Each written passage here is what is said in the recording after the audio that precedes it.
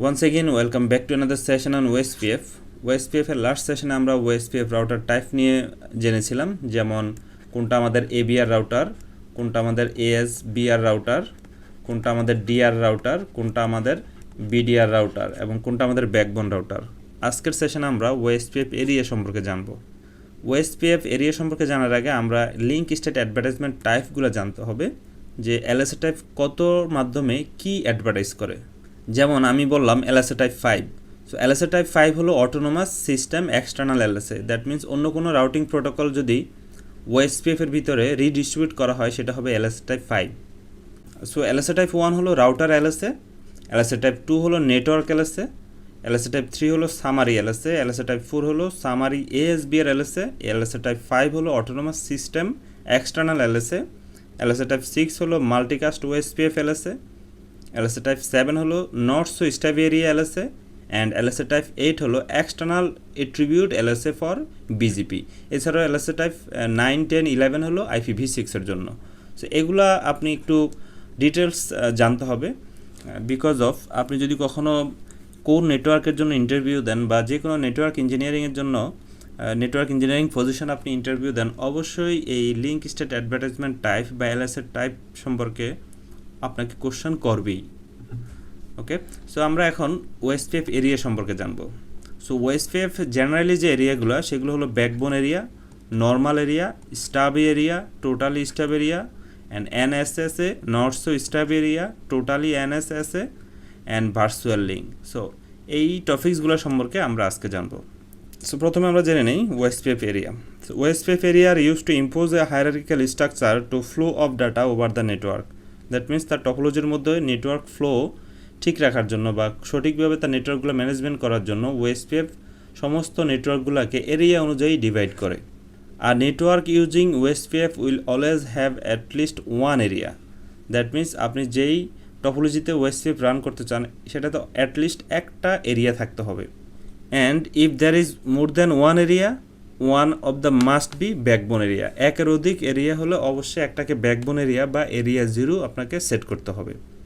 দেন হলো backbone area বা area 0। The backbone area is the first area you should always build in the network using OSPF। Backbone is always 0। That means আপনাকে OSPF protocol run করতে হলে at least একটা area লাগবে এবং এটাকে backbone area বলা হয় বা এরিয়া 0 বলা হয়। All area are connected directly to the OSPF backbone area. যদি একের অধিক এরিয়া হয় তাহলে আপনার অন্য অন্য এরিয়াগুলো যেমন এরিয়া 3, এরিয়া 1, এরিয়া 2 কোনো না কোনোভাবে আপনাকে এই এরিয়া 0 রাউটারের সাথে কানেক্ট হতে হবে। Normal area. So normal area হলো যেমন এটা একটা এরিয়া, এরিয়া 0, এটা আরেকটা এরিয়া 2, এরিয়া 3, এরিয়া 4, এগুলো হলো নর্মাল এরিয়া। দেন হলো stub area. So stub area do not receive routes from the outside the autonomous system but do receive the routes from within autonomous even if the route come from another area.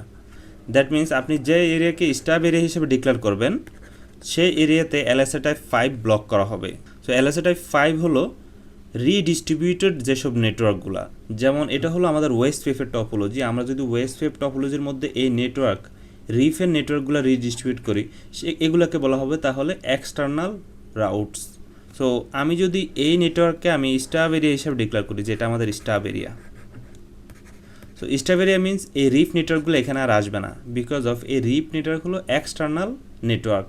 আমার এই টপোলজিতে run করতেছে OSPF এর ভিতরে আমি reef inject করব বা redistribute করব। So এগুলো হলো এক্সটার্নাল নেটওয়ার্ক, এ হলো স্টাব এরিয়া। ওকে, দেন আসি total stub area. It does not send any link state advertisement, the only route total stub area receive the default route. So that means মনে করি আমরা আমাদের এই এরিয়াটাকে আমি TSA টোটাল স্টাব এরিয়া হিসেবে declare করলাম।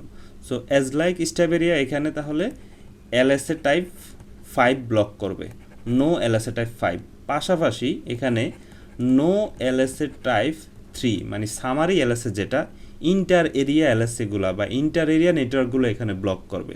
So এটাকে বলা হয় টোটাল স্টাব এরিয়া। দেখেন এখানে no LSA type 5, no LSA type 3। So LSA type 3 হলো আমাদের সামারি LSA, সেটাও ব্লক করবে এবং এক্সটার্নাল যে LSAগুলো আছে সেগুলো ব্লক করবে। দ্যাট মিন্স এখানে আপনি আর রিডিস্ট্রিবিউট করতে পারবেন না, এটাকে আর কখনো ASBR আপনি রাউটার হিসেবে ডিক্লেয়ার করতে পারবেন না। Okay, then hello not so step area. The not so step area make use type 7 LSA. It allow ASBR to advertise external link to ABR. For example, আমি এখানে একটা রাউটার নিলাম এবং এই রাউটার আমি রিফ নেটওয়ার্ক অ্যাডভার্টাইজ করলাম, redistribute করলাম এবং এটা এবিআর এর সাথে কানেক্টেড। এটা হলো আমাদের এবিআর, তাহলে এটা হলো আমাদের এএসবিআর। সো আপনি যখন এই রাউটারকে, এই নেটওয়ার্ককে আপনি যখন নট সো স্টেপ এরিয়া হিসেবে ডিক্লেয়ার করবেন, তখন সে এই রিডিস্ট্রিবিউট নেটওয়ার্কগুলা এলএসএ টাইপ 5 হিসেবে না, এলএসএ টাইপ 7 হিসাবে সে এই এবিআর এর কাছে সে অ্যাডভার্টাইজ করবে। বিকজ অফ এলএসএ টাইপ 5 হলো এক্সটার্নাল এলএসএ, যদিও আসলে external LSA because of redistributed network. But আপনি যদি নট সো স্টেপ এরিয়া হিসেবে ডিক্লেয়ার করেন, তাহলে সে এলএসএ টাইপ 5কে এলএসএ টাইপ 7 হিসেবে কনভার্টেড করে নেবে। বাট এলএসএ টাইপ 5 সে ব্লক করবে, নো এলএসএ টাইপ 5, সে এলএসএ টাইপ 5কে 7 হিসাবে কনভার্ট করে নেবে। এবার আসেন totally not so stubby area.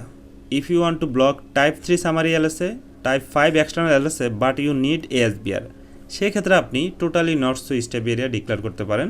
For example, এটা আমাদের একটা রাউটার এবং এখানে আমরা রিফ নেটওয়ার্ক বা ইএইচএফ নেটওয়ার্ক আমরা রিডিস্ট্রিবিউট করব, তাহলে এটা আমাদের এএসবিআর এবং এটা হলো আমাদের এবিআর। সো আপনি যদি এই এটাকে যদি আপনি totally not so stubby area হিসেবে ডিক্লেয়ার করেন, তাহলে এখানে এলএসএ টাইপ 3 এবং এলএসএ টাইপ 5 এই দুইটা ব্লক করবে, মানে সামারি এলএসএ এবং এক্সটার্নাল এলএসএ হিসাবে ব্লক করে দিবে। বাট সেটাকে সে এলএসএ টাইপ 7 হিসাবে কনভার্ট করে নেবে এবং তার এক্সটার্নাল নেটওয়ার্কগুলো সে এবিআরকে অ্যাডভার্টাইজ করবে এবং এবিআর ব্যাকবোন রাউটারকে অ্যাডভার্টাইজ করবে। So as like not so stubby area, but এখানে এক্সটার্নাল নেটওয়ার্ককে অ্যালাউ করবে, এটা হলো নট সো স্টেপ এরিয়া। দেন আসেন virtual link. So virtual link are used to when you have network that must be connected to existing OSPF system. That means দেখেন, এটা হলো আমাদের এরিয়া 0 রাউটার, এটা হলো এরিয়া 1 এবং এটা হলো এরিয়া 3 রাউটার। সো এই টপোলজি অনুসারে আমার এই এরিয়া 0 রাউটারের সাথে সরাসরি এবিআর কানেক্টেড, এটা এবিআর, সরাসরি এবিআর। সো এবিআর এর নেটওয়ার্কগুলো শুধু আমাদের এরিয়া 0 রাউটার বা ব্যাকবোন রাউটার জানবে। বাট এই যে এরিয়া 3, এখানে দেখেন আমি কিছু নেটওয়ার্ক দিয়ে রাখছি 30, 40 এবং 50, সেগুলো জানবে না। সো কোনো না কোনোভাবে আপনাকে এরিয়া 0 এবিআর এর সাথে কানেক্ট হইতে হবে, কিন্তু এই নেটওয়ার্কগুলো কিন্তু এই এবিআর এর সাথে কোনোভাবে কানেক্টেড না। সো এই নেটওয়ার্কগুলো আছে কোথায়? এই রাউটারের কাছে আছে, বিকজ এটা একটা এরিয়ার মধ্যে আছে। সো এখন আমরা যদি এই দুইটা রাউটারের মধ্যে ভার্চুয়াল লিঙ্ক করে দেই, তাহলে কিন্তু এই নেটওয়ার্কগুলো এবিআর এর কাছে চলে যাবে, আর এবিআর এর কাছে চলে যাওয়া মানে এরিয়া 0 রাউটারের কাছে বা ব্যাকবোন রাউটারের কাছে চলে যাবে। সো এটাকে বলা হয় ভার্চুয়াল লিঙ্ক। তো ওএসপিএফ এর মূল কনসেপ্ট হলো আপনাকে কোনো না কোনোভাবে এরিয়া 0 রাউটারের সাথে কানেক্টেড হতে হবে। সো সেই ক্ষেত্রে virtual link is most important, যে ভার্চুয়াল লিঙ্ক আপনাকে করতে হবে। যখন আপনার এরিয়া বেড়ে যাবে তখন অবশ্যই আপনাকে ভার্চুয়াল লিঙ্ক করতে হবে। So that's all for today, thank you so much. Next ভিডিওতে আমরা আবারও ওএসপিএফ নিয়ে আলোচনা করব। And if you like my video, please like, share and subscribe my channel. Thank you.